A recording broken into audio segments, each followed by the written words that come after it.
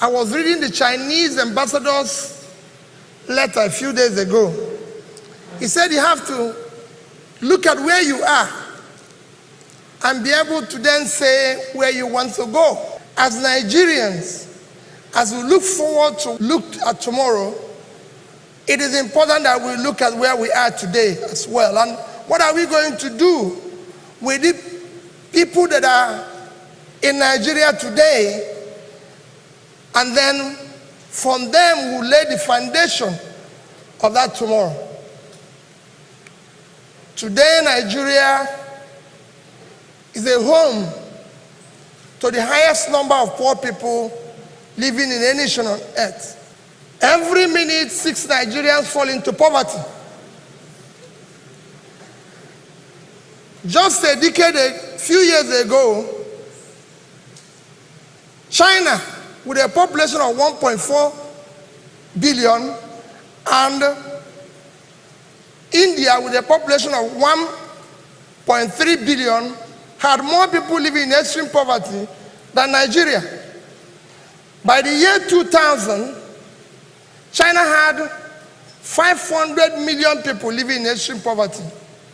But by just adopting and strict implementation of Millennium Development Goals, they've been able to pull 439 million people out of poverty. Just in 2012, India had 276 million people living in extreme poverty. Today, they have less than 76. Nigeria now have more people living in poverty than these two big countries combined. And that is our crisis. And this can be collaborated when you look at our own HDI. If you look at the summation of human development is Human Development Index. This is a measure of how a system is developing. And it's categorized into very high, medium, and low. And if you look at it today, Nigeria with over 157 in position is among the low. And if you look at the critical components of it, there's 3 of them. One is life expectancy. The global life expectancy today is 75 years. Nigeria is 54. 20-something years below. In fact, Nigeria is the 3rd lowest. It is very clear. The second is education. Nigeria today is home for the highest number of out-of-school children, 13.2 million. In fact, if you look at what the minister is saying is correct, it should be about 15 million. And if you look at it, of all the countries I'm going to use to show an example of where we are and what we want to do, which is countries that are within the BRICS nation and countries that are within the Mint nation, Nigeria is the only country where you have such a low literacy rate of 51%. All of them are on the average of over 90%.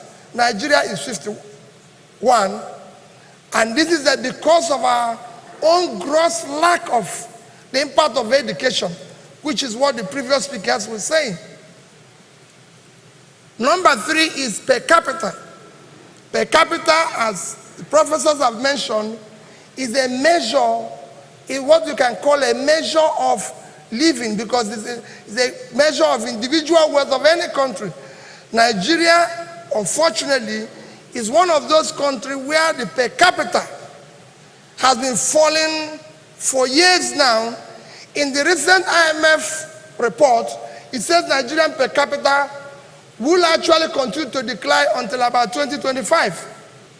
This is about poverty. If you look at security, Nigeria is now the 3rd most insecure place to live on the surface of the earth.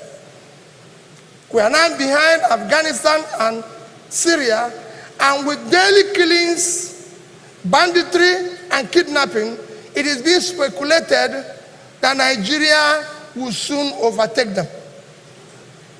Our underemployment and unemployment is one of the worst in the world. People will tell you it's about 25, it's actually over 30%.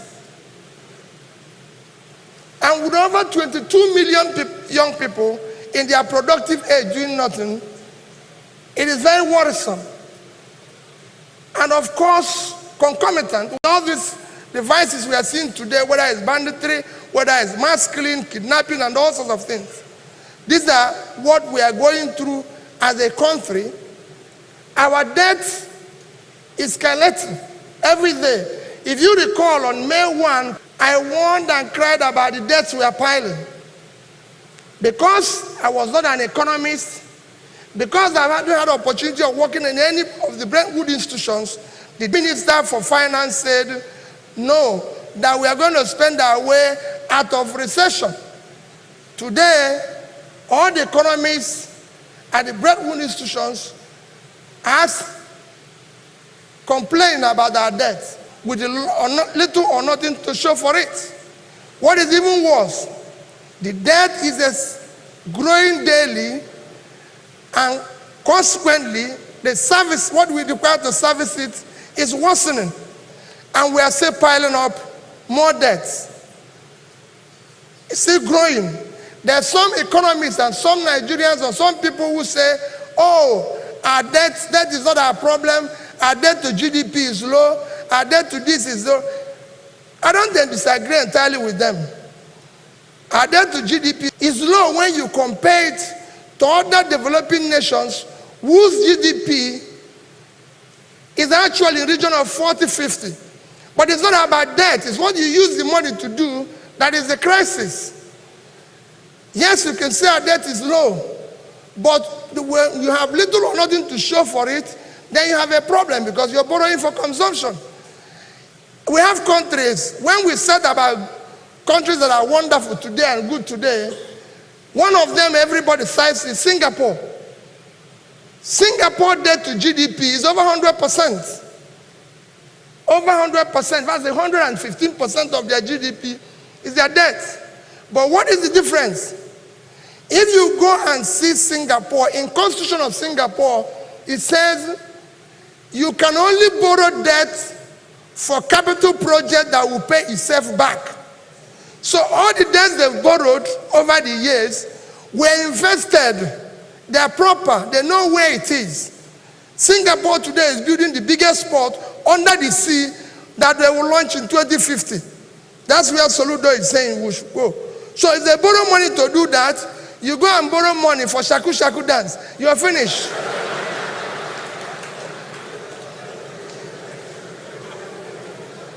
So that is the crisis we face as a nation.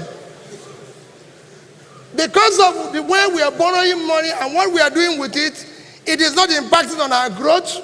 We are one country that is borrowing money, it's not impacting on our growth. It's not impacting on per capita. Nobody is seeing it. We didn't see the bridges and everything that it was used to for. So our debt is worsening and we need to do something about it. Today, we are the most stressful country. If you read the stress index, they said we are the most stressful. In fact, a famous doctor in Lagos told me that he has found out that all his patients, once they arrive in Nigeria from overseas, their blood pressure goes up. And it's a record that he has. If you come to inequality, Nigerian inequality today is the worst. 157 over 157. We're the worst when it comes, if you look at the Oxfam report. In America, 1% of the richest Americans control 37% of their wealth. In China, the richest 1% control 35% of their wealth. In Indonesia, which I'm going to use for example, they control 47%. In Nigeria, the richest 1% control 85% of the wealth. And nobody is working hard. All other countries I mentioned are working hard to lower this. In Nigeria, it's even worsening. And nobody is talking about it. Forbes recently described us as money-losing machine of Africa. Our stock market last year lost 18%. This year is lost 13%, even when it's most shallow of all the countries I'm going to use. For example, within the BRICS country, no country where their stock market valuation is less than 200 billion, except Nigeria. If you look at all of them, Brazil is at almost a trillion. Russia is 575. India is 2 trillion. China is at 6 trillion. South Africa is $875 billion. And the second biggest economy. If you go to Mexico, it's 385. Indonesia is at 450. Nigeria is at 31 billion. And Turkey, the last nation, is at 200. So you have a crisis. Of course, you listen to what the recent seminar by the Sterling Bank, what the chief economist of World Bank said. He said we are living tragically on borrowed time. That's what he said about Nigeria. If you look at all these, you will see, like the previous speakers have said, we are living on a cliff. And we cannot continue with the present economic or political compass, whatever one you call it, which is not pointing in the right direction and would definitely lead to a collapse of this nation. And the earlier we do something, the better for everybody. For my little contribution, because previous speakers have mentioned a few of the things I want to mention, for my little contribution, I will dwell on just on 3 things and then conclude from there. For me, there's 3 things we need to deal with. And issues are: number 1, issue of security. Number 2 is issue of education. And number 3 is issue of the economy, with emphasis in trying to solve our present under and unemployment. It is very critical. For security, I'm not going to make a lot of comments, but just to say that Nigeria needs to do something very quickly and drastically on our present security situation, which is questioning our corporate existence. The great number 1 job of any government in any society is to provide security of life and property. If you cannot do that, then the government does not exist. And today, what Nigeria needs most is investment from local and from foreign direct investment. But nobody is going to invest in an unsecured place. No matter how profitable it is, the investor has to be alive to enjoy his profits. So there's no need preaching that, oh, it's 20% return, 30% return. I lived in England for a number of years. And I had a partner, very good man. Very good man. I'm sure Professor Ludo knows him very well, Mr. Hardin. And he had a fixed deposit in a bank of about £5 million. And I was the chairman of a bank. And I said to him that we're paying him 2%. So it was earning £100,000. And at that time, banks were giving interest of 20-25%. And I went to him and said, Mr. Hardin, since you said you're going to give them additional £1 million, why don't you give it to me? So that I can give you maybe 15%, more than they pay for this 5. He said to me, okay, we'll go for dinner and talk about it. And he took me to dinner. And when we finished, he told me, he said, Peter, let me tell you, peace of mind is included in this 2%. You can keep your thoughts. That he has planned his life. That he has planned his life on this 2%. He doesn't want the 15. I can keep the 15. And that is the foreign investor you want to attract. Because he needs to have peace to enjoy his 1% and everything. And that's it. So it is critical that we know we need to provide security. The second thing I need to talk about is the issue of education. It's been repeated by previous speakers and everything. Is just to add. Every empirical studies have shown today that the more you can invest in education, the better your economy and society. Countries that are doing well today are countries that have invested and continue to invest in education. It's as simple as ABC. It's not something you need. So the more you invest in education, the education investment is not an expense. It is an investment. And if you look at all the countries that want to compare us with today, you could see it. Among all the BRICS and mint countries, they all invest at least 4% of their GDP on education. Nigeria, tragically, our budget is low, yet our budget for education is even worse. If you look at all of them, if you talk about the BRICS, you talk about the Brazil, India, Russia, India, China, and South Africa. And the mint nations are Mexico, Indonesia, Nigeria, and Turkey. Of all these 9 countries, only Nigeria, one is that our budget is low, which is a discussion for another day. Only Nigeria is where you find the budget for education below 4%. It's a sorry state that is at below 1%.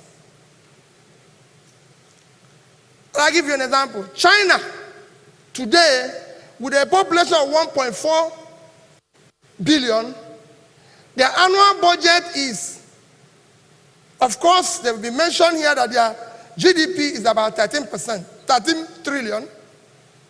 Their annual budget is 3.8 trillion. Their budget for education is $590 billion. That's what China puts in education every year. More than 4% of their GDP, more than 15% of their budget. Consequently, for UNESCO, China has 95% literacy rate. The other country I'm going to use is Indonesia. Because of want of time, I want to use the best performing country in the BRICS and the best performing in the mint. It's Indonesia. Indonesia is a country of 260 million people. Their budget is $178 billion, and they spend $40 billion on education. About 4% of their GDP, and over about 20% of their budget. Nigeria, with 200 million people, our budget is 28 billion, which is low. But even worse, our budget for education is $2 billion. It's a crisis. To even illustrate or explain it to you more, let me use a country closer home. It might not be a good example today. South Africa. South Africa, but we have to face the reality of where we find ourselves. South Africa is supposed to be the second biggest economy in Africa. The budget of annual budget of South Africa is 4 times our budget. Their budget is 110 billion, ours is 28. What is even worse, their budget for education is $17 billion. In the past 10 years, Nigerian budget for education at the federal level is 4.4 trillion. If you change it today by 305, which is the exchange rate, is $14.4 billion. So our 10 years budget in education is not up to 1 year budget of South Africa in education. And that is where we find ourselves. So we have to face that reality and invest in this critical component. The consequence is that we have 13 million out of school children and everything. Everybody will say to you, where are you going to find the money? Because that's what they always say. When he says, where are you going to find money for education? My question is, tell me any of these countries, any other country in the world that pay what we pay for subsidy of fuel. Tell me any other country. And what is the impact of the subsidy on our economy? In the past 10 years, Nigeria, like I said before, has spent 4.4 trillion on education. Let me even ask another critical component of development. When you talk about life expectancy, you talk about health, primary health. Our budget for health in the past 10 years is 2.7 trillion. Both of them is just about 7 trillion combined. And that is what we budgeted in the past 10 years. In the same period, we spent about 10 trillion for subsidy. And I can tell you, 75% to 80% of the money that is spent on subsidy is actually, let me not say what happened to the money, but all of you know. It can be better. It's misappropriation. It can be removed. If this money was spent on education and health, education would have received at least 2.5 times what was budgeted. The same thing for health. So instead of having about $15 billion for health, we would have had $37.5 billion. Instead of having $9 billion for health, we would have had 22.5. So education would have had 37.5, and health would have had 22.5. Over that. And if that money was properly utilized, I can tell you it would have impacted better on our economy today, on our per capita today, and to the country. But that money wasn't invested. You can guess what happened to that money. Or even like people say, where are you going to find the money? Recently, you saw the report that 1.6 trillion was stolen as an oil theft in 2016. And in 2017, another 1 trillion was stolen. So if you combine these two, it is 2.6 trillion, which is in 2 years, which is the amount you budgeted for health in 10 years. So where are these thieves? Let's all of us go and look for them. So these are the issues that I need to bring. That is where, so because people will say, where will you find the money? To go further, let me even talk about the issue of the economy. Let me leave education. I've told you that we can fund education, we can make it better. Let's look at the economy. With emphasis, like I said, on issue of underemployment and unemployment. Everybody knows that all various studies, and I'm happy that our famous economists here, nobody can talk about those brilliant economists we have in this country today without calling Professor Sukuma Soludo and people like Bismarck. They are among the best we have. And I'm sure they know that when you talk about the economy, you must talk about the issue of underemployment and unemployment. It is the greatest contributor to building a strong economy. If people don't have jobs, you have terrorism, you have banditry, you have all sorts of characters. If they remove any of us here from having a job, we are different things. It's as simple as ABC. So you have to deal with that. And when you talk about the issue of employment of any nation today, whether it's China that we are celebrating, whether it's any other country within the BRICS nation or the MINT nation, like I said before, I still use China and Indonesia to show an example. All of them, everybody knows that there's a direct connection between issue of employment creation, growth per capita, and growth of overall economy. With your support for micro, small, medium entrepreneur. Professor Gupta has said that Nigeria DNA is entrepreneurship. And I believe that. But that DNA is not being supported. What has happened is that we've abandoned this greatest engine of creation of labor, unemployment, without any support. And if we want to solve that, it is not a sophisticated thing. If you go to China today, using the example of the two countries I said before, if you go to China today, 92% of the companies are MSMEs. 92%. They produce or contribute 60% of their GDP. China GDP is 13 trillion, 60% is 7.8 trillion, which is 20 times Nigerian GDP. That's what this sector is contributing. They contribute over 60% of the entire industrial output, and they contribute, in terms of jobs, they're employing over 70% of Chinese people. 800 million people are employed in China.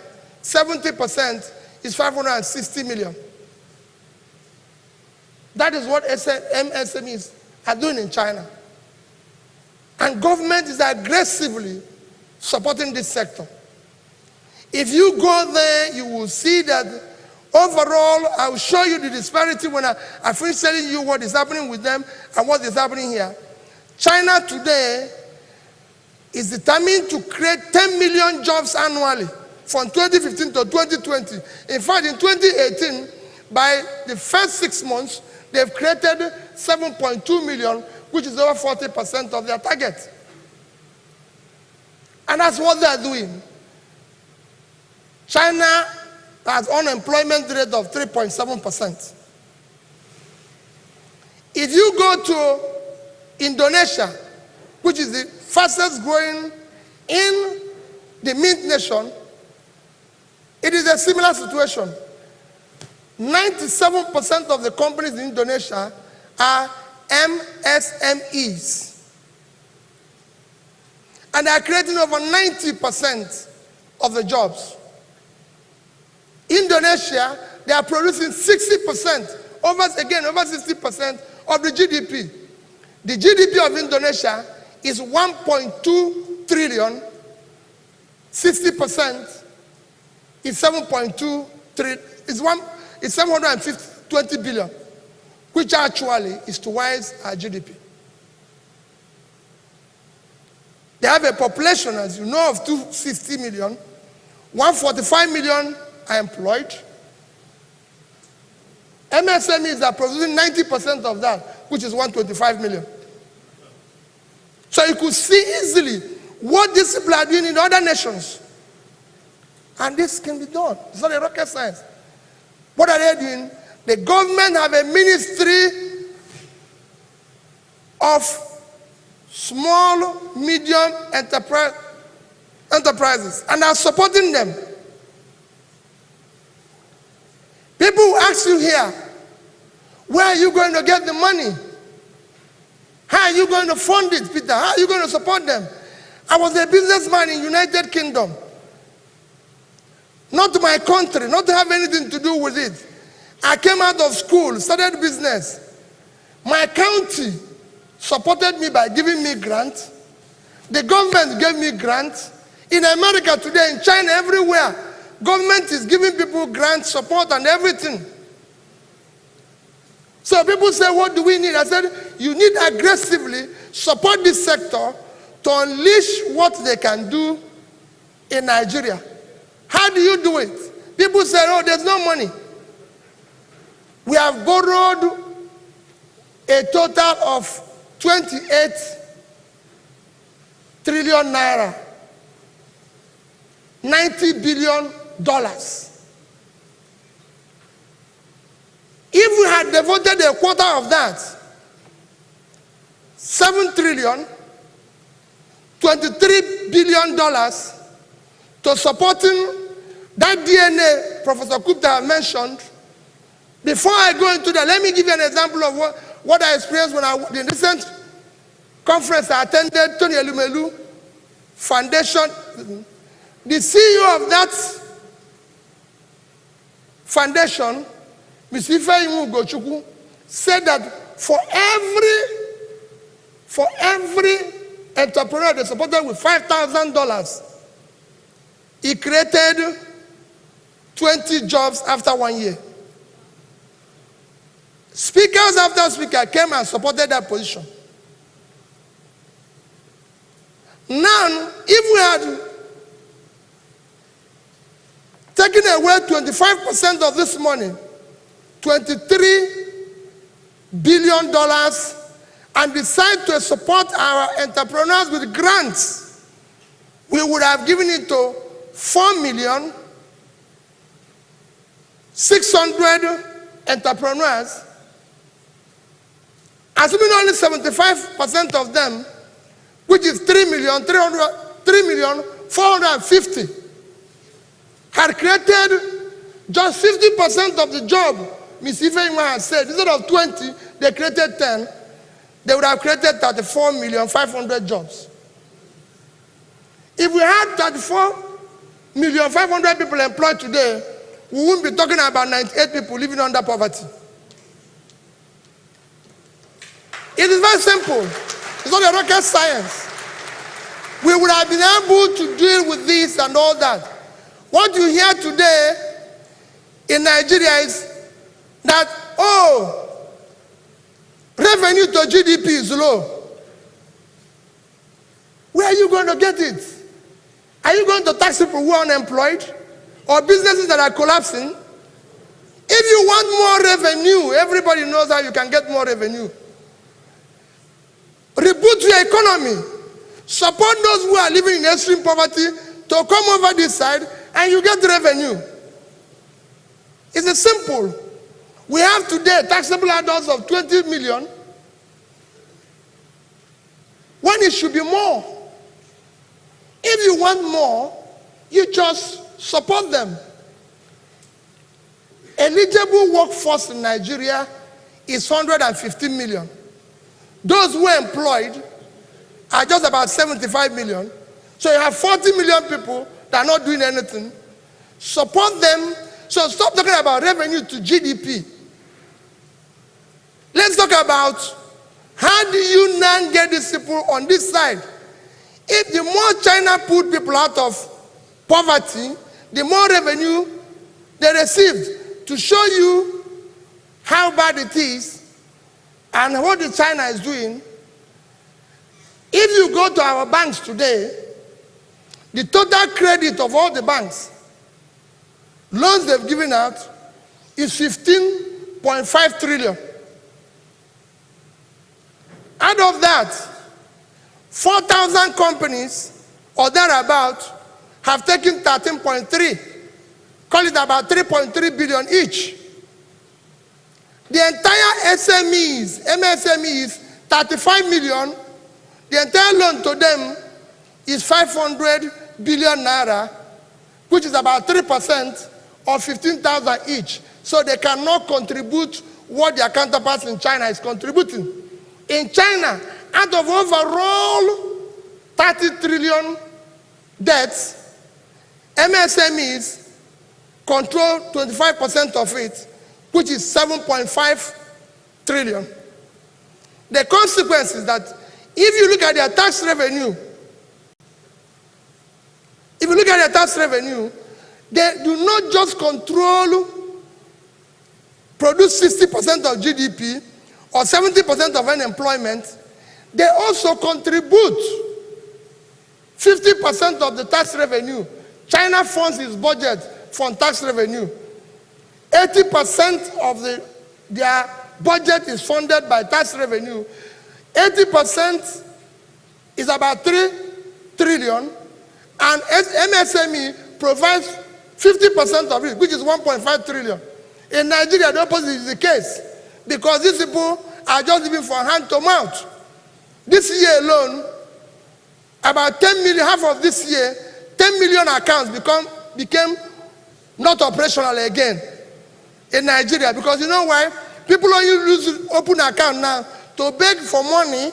So if it is shown that Nigerians withdraw money paid into the account faster than any other country in the world, because these people are just, once they beg you for money, you pay it in.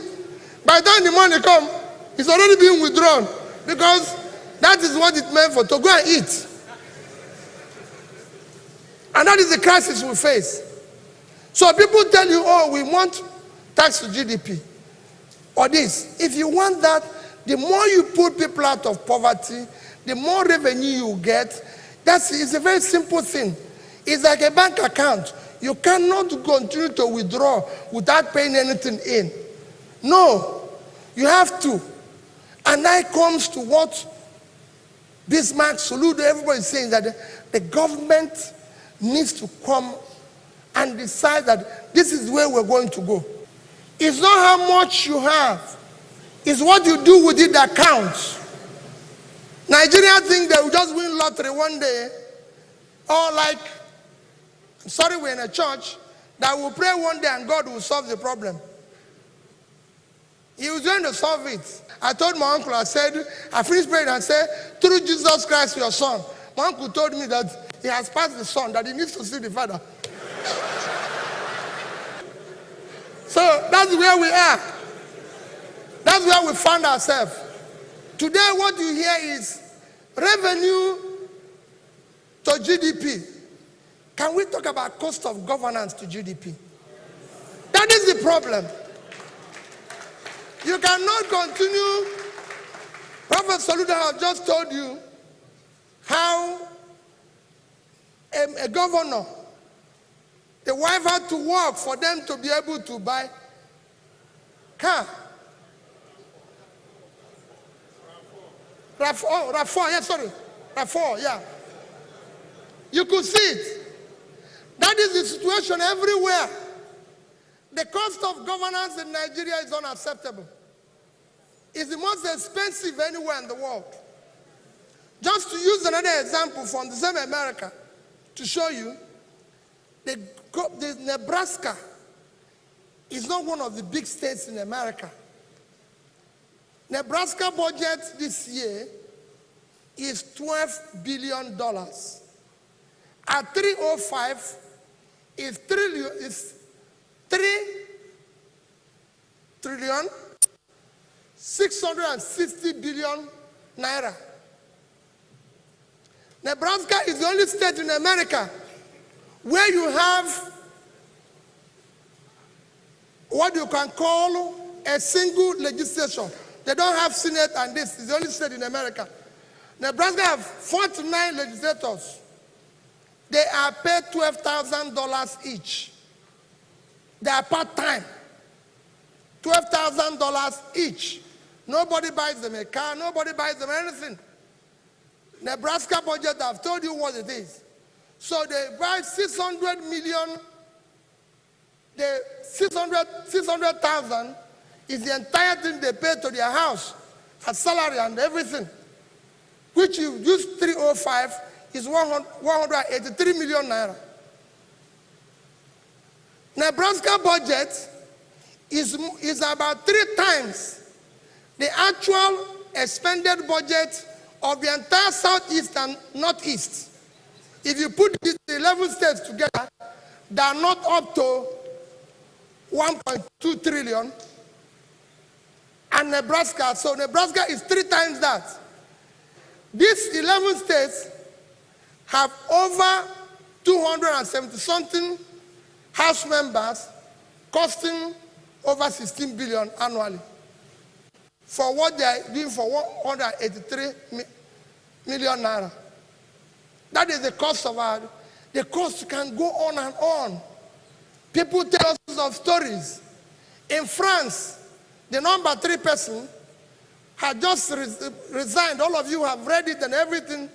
Why? Because him and his wife was found in a restaurant on a Valentine's Day while he was speaker before he became minister, drinking champagne and eating lobster.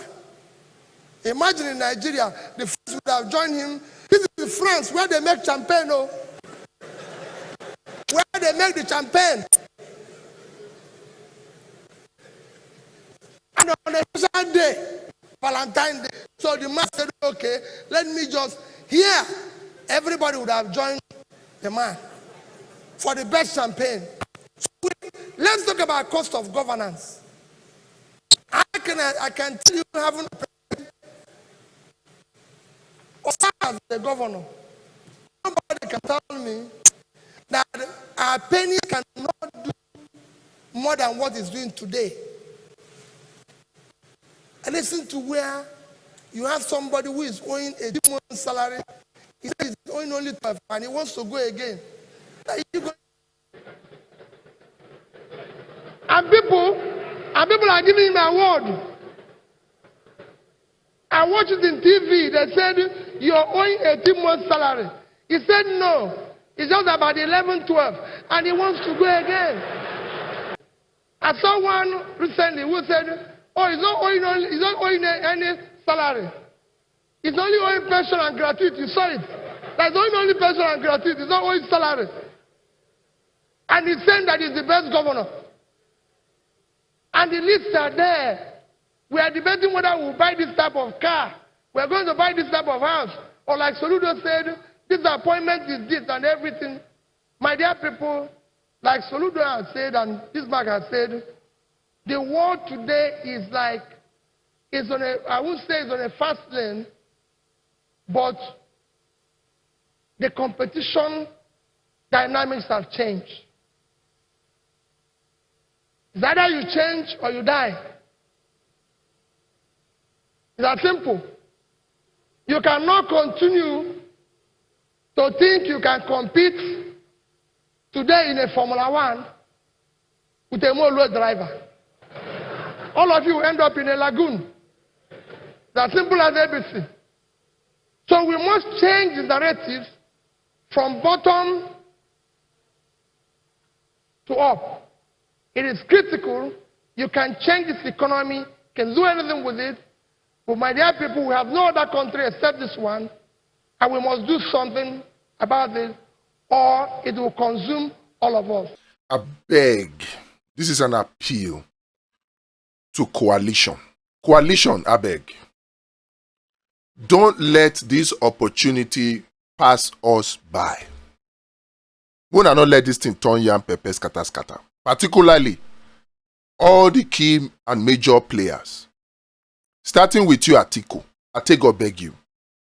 This time around, please respect zoning. Respect zoning.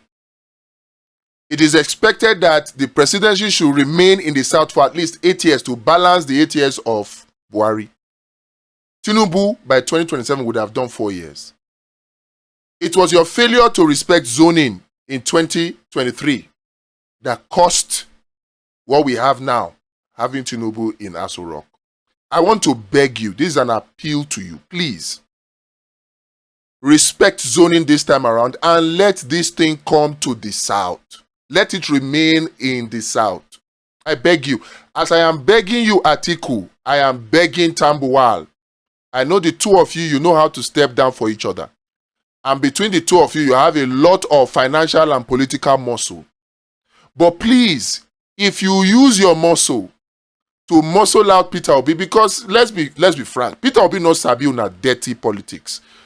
I've used the word dirty now, not in a derogatory sense. You know sabi the way una they do una politics. He no sabi am. So I want to beg, and he will not come out to come and tell you guys that, oh, please step down for me. Everybody is trying to play the game, you know. Everybody's watching everybody. We Nigerians, we the youths of Nigerians, we the average Nigerian, the Nigerian masses, we are appealing to you, please. Don't disrespect zoning. Leave the presidency to remain in the south. I beg. After all, Peter Obi don't gree say he go do only 4 years. And after that, God spare your life. God give you long life. You can still contest. When the thing rolls back to the north, for balance, I beg. As I'm talking to you, I'm talking to Tambuwal, and I'm talking to El Rufai. El Rufai, your own is even easier. You have come out to say that you're not interested in running for any ambition. We want to take you for your word. You have not been known to be somebody who says something and does something different. Please don't let it start now. You are one of the people that insisted that the presidency should come to the south, like you did in 2023. Please do so again now. Remind them Tambuwal, remind them Atiku that they should leave it for the south. I know among the three of you, again, you have a lot of heavy political muscle. You can out-muscle Peter Obi. I know that one. And then we come down south, Rotimi Amechi. You were asked if you want to run. You say until then, I beg. You know. If this thing should be made to remain in the south, Peter Obi has agreed for one term. For equity's sake, South don't do before. Make we let Southeast do. I'm not an advocate of politics of identity. But for fairness and equity, let us push it. At least you can hide behind that. Even though we all know, and Peter Obi may not like this, we all know that in terms of record, he has the best of records. And Peter Obi is that one candidate that the whole of Nigeria will rally behind if all of you put you put your hands in support of him. Peter Obi is that one candidate. Peter Obi is that candidate that we believe will liberate all of us, including all of you, from the oppression and the tyranny of this Tinubu administration. So I am begging, this is an appeal. This is an appeal. This is an appeal. I beg, don't let everything turn yam pepper, scatter. Don't let Tinubu succeed to divide us. Some people think that Aregbesola has been sent into this coalition to give information back to Tinubu. I don't think so. Way before this coalition, Aregbesola and Tinubu had a falling out. They fell out before the 2023, and that was how Aregbesola left his camp. So even if by some strange coincidence Aregbesola happens to be an implant, there's not much he can do with this coalition. Whatever information, there's nothing that is hidden here. Nigerians are rallying behind a Peter Obi. So please, this is a golden opportunity. Atiku, please, don't let ambition blind you. I know you'll be thinking you're old, that this is your opportunity. It is not.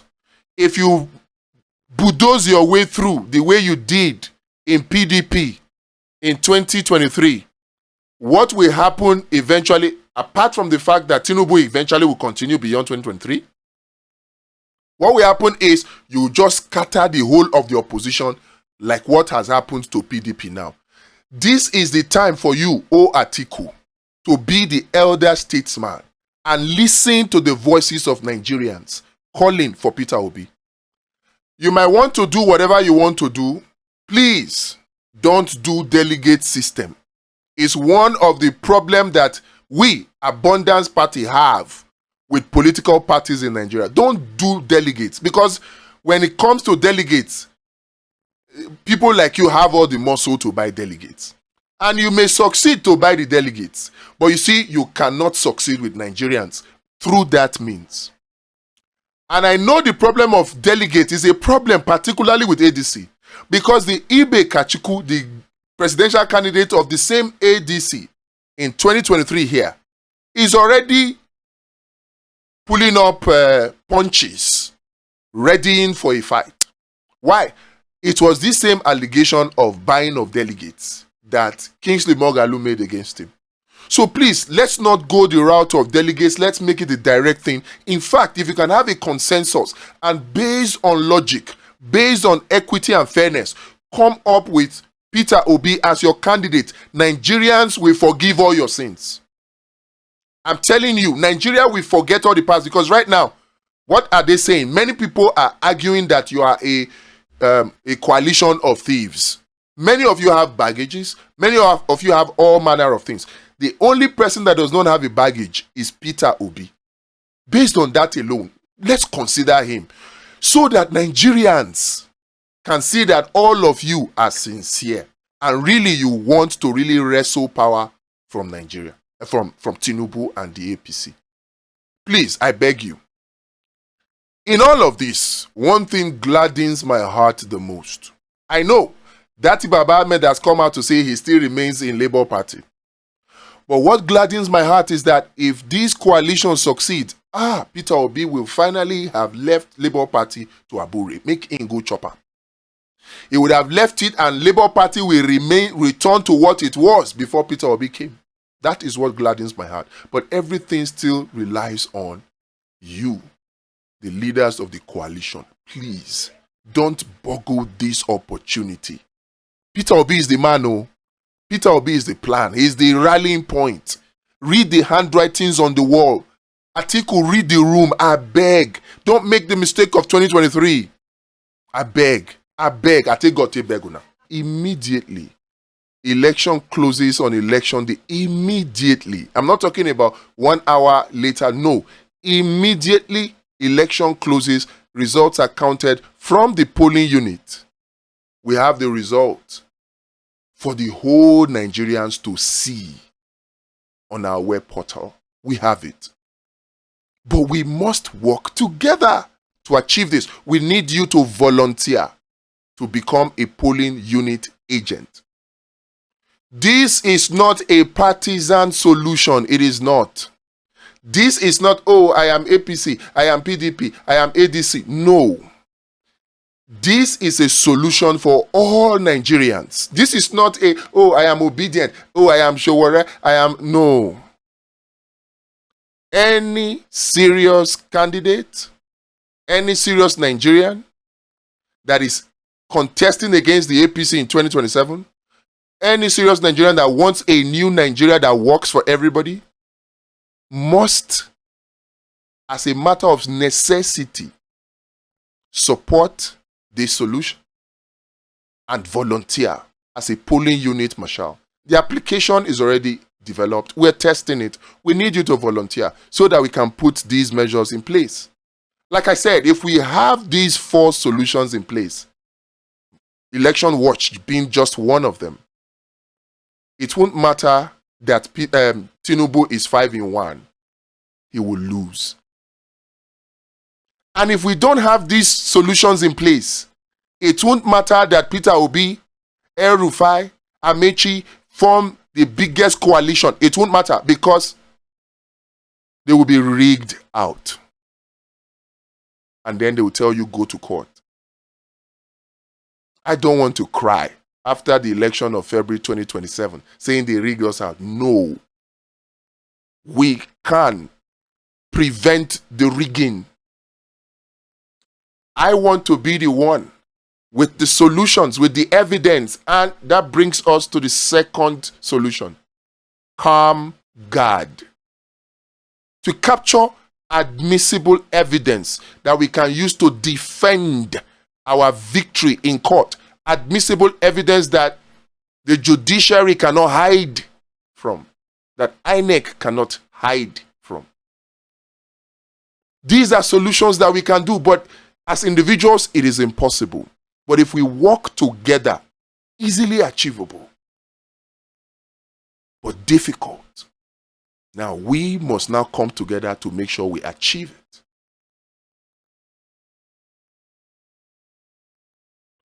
Tinubu knows that his only option to continue beyond 2027 is to rig. And he's not hiding it. So if anybody is serious about a Nigeria that works, coalition is not the answer. I say it. If we have free and fair election in Nigeria today, if it is guaranteed, Peter Obi does not need a coalition. It doesn't. He will win. Tinubu will lose. I've said it. If free and fair election is guaranteed in Nigeria and you bring a goat, you wear agbada on the coat to contest against Tinubu, he will lose. And that's why Tinubu is not planning to give you free and fair elections. The signs are there. But we can resist it and defeat whatever rigging arrangement they put in place. They are planning for rigging on election day. But do you know what? They are taking it beyond that. They are planning for rigging leading to election day. Do you know that there is a type of rigging that takes place before election day even comes? That is where you have weaponized poverty, weaponized impunity, weaponized political party. These are tools to rig election before the election even starts.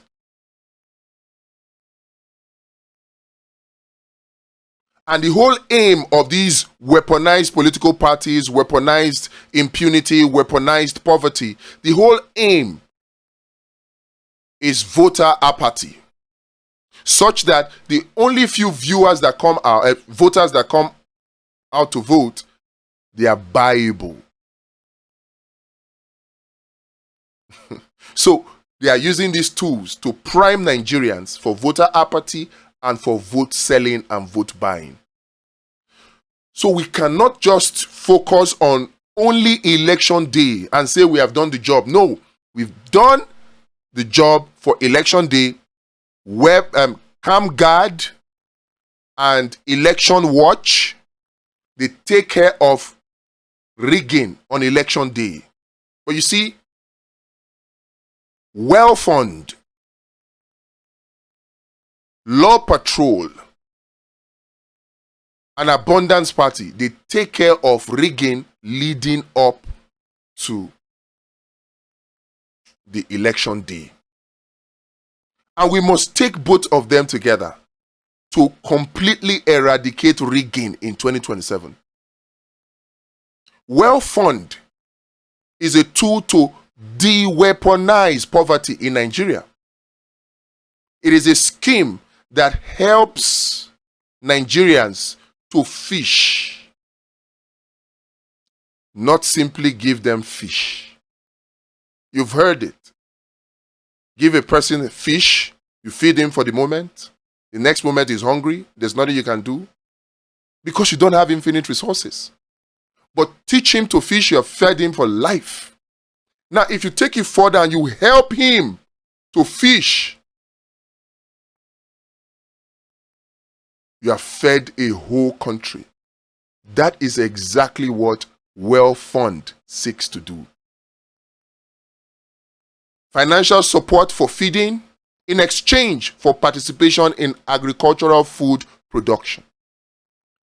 Well Fund will not only empower Nigerians, put food on their table, it will reduce the cost of food and increase our hard currency earning from food because food will be surplus within a very short time with Well Fund.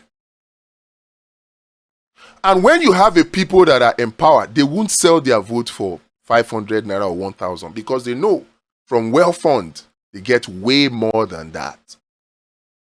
So Well Fund will help to de-weaponize poverty.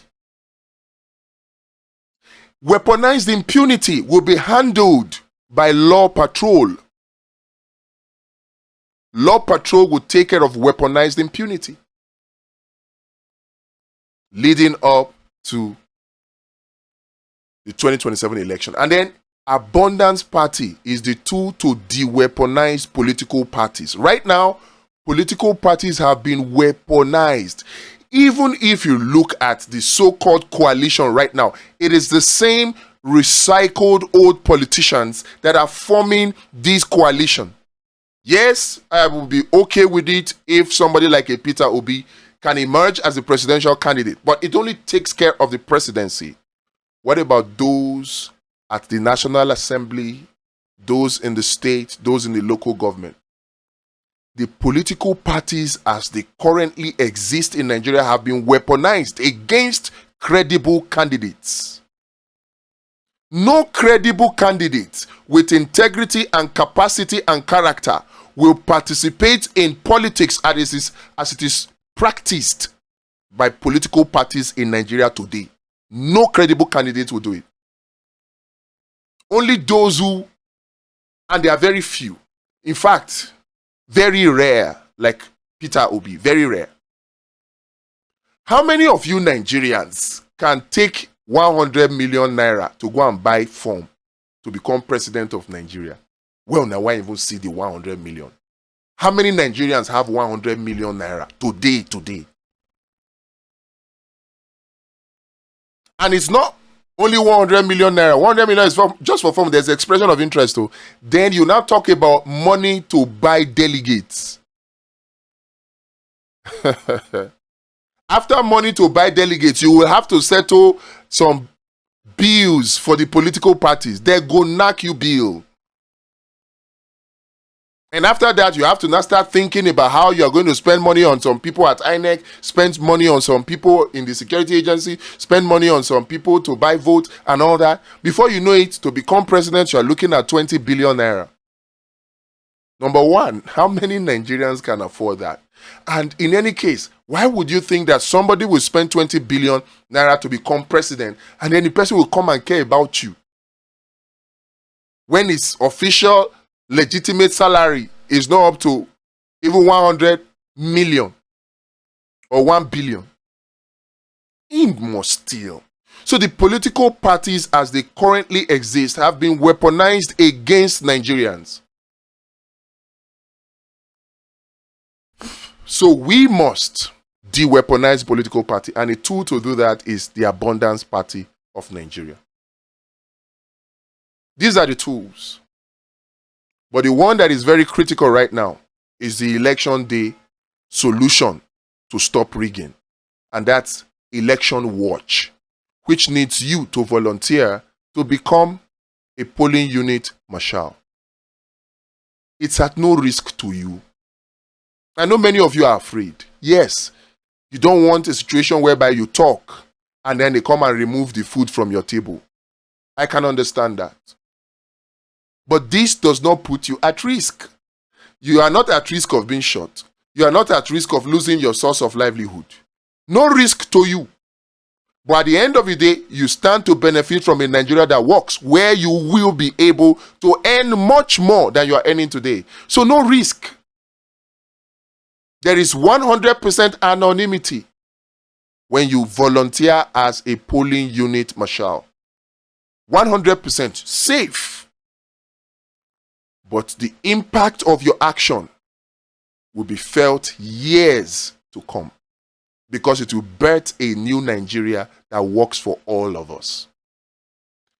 Join us to accomplish this task. The links are in the description. We are testing it right now. Help us to test it.